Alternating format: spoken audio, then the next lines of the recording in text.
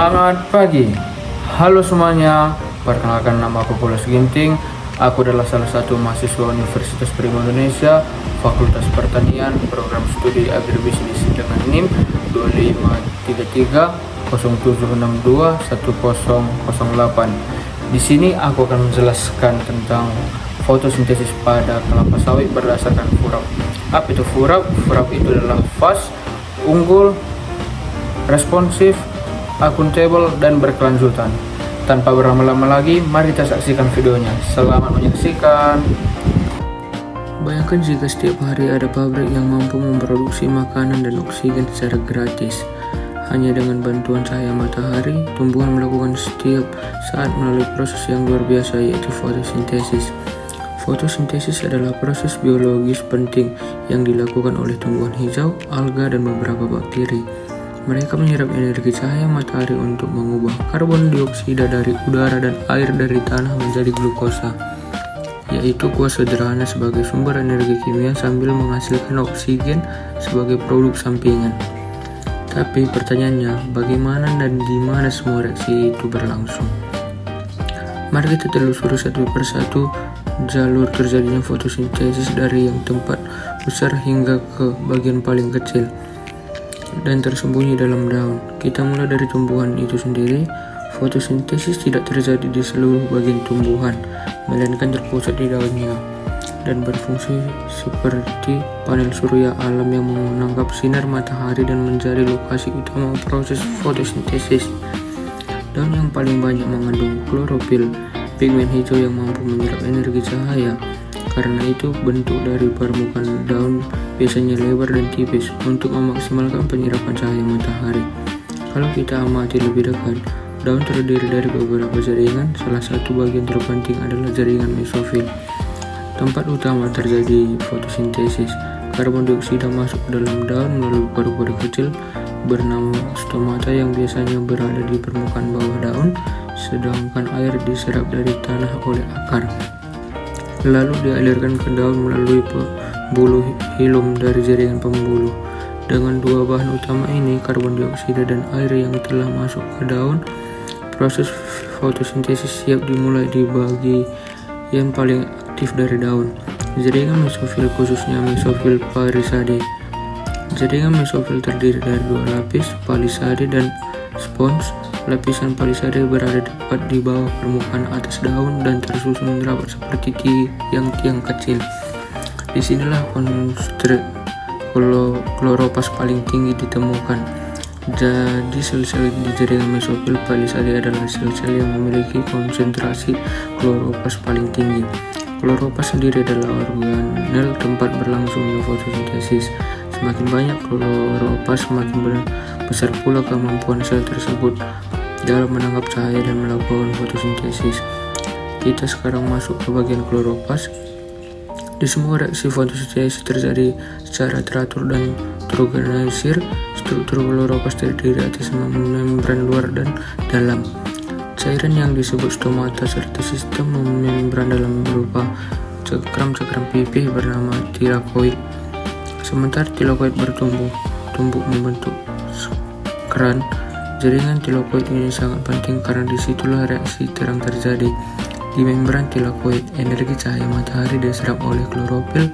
Energi ini digunakan untuk memecahkan molekul air seperti ini disebut fotosintesis. Air dipecah menjadi oksigen, elektron, dan ion hidrogen. Oksigen akan dilepaskan ke atmosfer, sedangkan elektron dan ion lepas digunakan untuk membutuhkan ATP dan NADPH. Dua molekul berenergi tinggi diperlukan untuk tahap reaksi berikutnya setelah reaksi terang selesai. Tahap berikut terjadi di cairan stomata. Di sini karbon dioksida dari udara diubah menjadi glukosa melalui serangkaian reaksi kimia disebut siklus Kelvin. Proses ini tidak membutuhkan cahaya secara langsung, tetapi sangat bergantung pada ATP dan NADPH yang telah dihasilkan oleh tilakoid. Jadi reaksi terang di tilakoid menghasilkan energi dan oksigen, sedangkan reaksi gelap di stomata bentuk gula dan karbon dioksida. Keduanya saling berkaitan dan bersama-sama menyusun proses lengkap bentuk spesies seperti pada persamaan kimia yang kita lihat di awal tadi. Fotosintesis pada tanaman kelapa sawit memiliki banyak manfaat penting bagi pertumbuhan tanaman maupun lingkungan. Berikut beberapa manfaat utamanya. Yang pertama, menghasilkan makanan untuk tanaman. Melalui fotosintesis, kelapa sawit mengubah cahaya matahari, air, dan karbon dioksida menjadi glukosa atau makanan. Glukosa ini digunakan untuk pertumbuhan batang, daun, akar, dan membentuk buah sawit. 2. Meningkatkan produksi buah sawit. Semakin baik proses fotosintesis, semakin banyak energi yang tersedia untuk menghasilkan tandan buah segar dan minyak sawit. 3. Membentuk pertumbuhan tanaman. Hasil fotosintesis digunakan untuk membentuk jaringan baru sehingga tanaman dapat tumbuh tinggi, memiliki daun yang sehat, dan akar yang kuat. 4. Menghasilkan oksigen. Saat fotosintesis berlangsung, tanaman melepaskan oksigen ke udara yang bermanfaat bagi manusia dan makhluk hidup lainnya. Yang terakhir, menyerap karbon dioksida atau CO2. Kelapa sawit mengurangi kadar CO2 di atmosfer sehingga berperan dalam menjaga keseimbangan lingkungan. Jika proses fotosintesis pada tanaman kelapa sawit terganggu, maka tanaman tidak dapat menghasilkan makanan dan energi secara optimal, mengakibatkan munculnya beberapa dampak bagi tanaman kelapa sawit. Yang pertama itu, pertumbuhan tanaman terhambat. Kelapa sawit menjadi lambat tumbuh karena kekurangan glukosa sebagai sumber energi.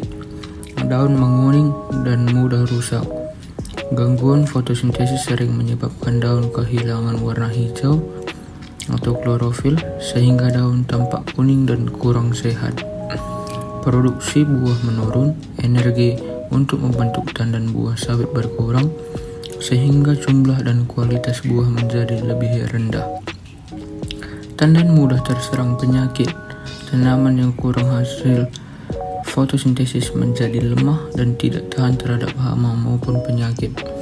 Penyerapan karbon dioksida berkurang. Jika fotosintesis terganggu, kemampuan tanaman menyerap CO2 dan menghasilkan oksigen juga menurun. Beberapa penyebab terganggunya fotosintesis pada kelapa sawit antara lain kekurangan cahaya matahari, kekurangan air, serangan hama dan penyakit, kekurangan unsur hara seperti nitrogen dan magnesium, kerusakan daun akibat cuaca ekstrim atau bahan kimia. Selanjutnya, dalam fisiologi tanaman kelapa sawit, proses fotosintesis dapat kita analisis berdasarkan prinsip Furab, yang dimana seperti saya jelaskan di awal tadi, F itu sebagai fast, U itu sebagai unggul, R itu sebagai responsif, A itu sebagai accountable, dan B itu sebagai berkelanjutan. Di sini aku akan menjelaskan proses fotosintesis dalam kelapa sawit berdasarkan Furab.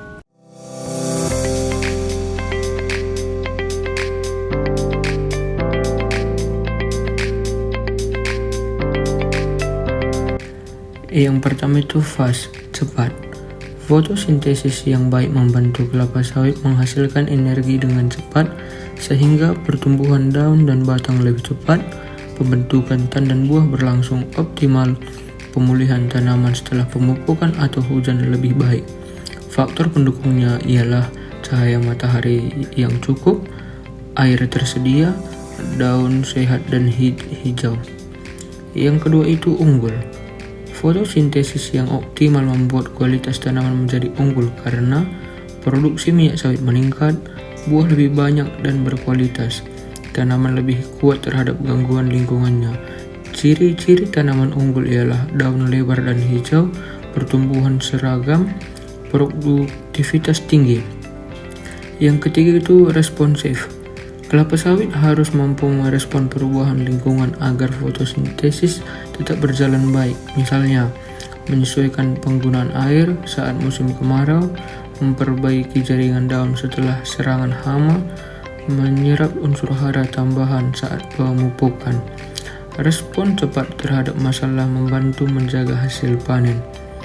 Yang keempat itu accountable. Pengelolaan fotosintesis dan budidaya sawit harus dapat dipertanggungjawabkan. Contohnya, pemupukan dilakukan sesuai kebutuhan tanaman, penggunaan pestisida tidak berlebihan, pemantauan kesehatan daun dilakukan secara rutin. Dengan pengelolaan yang accountable, hasil produksi lebih efisien dan lingkungan tetap terjaga.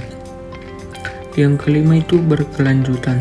Fotosintesis yang terjaga mendukung perkebunan kelapa sawit berkelanjutan karena tanaman terus menghasilkan oksigen dan menyerap CO2. Kesuburan tanah dipelihara, produksi dapat berlangsung dalam jangka panjang tanpa merusak lingkungan. Prinsip ini penting agar kelapa sawit tetap produktif bagi generasi berikutnya.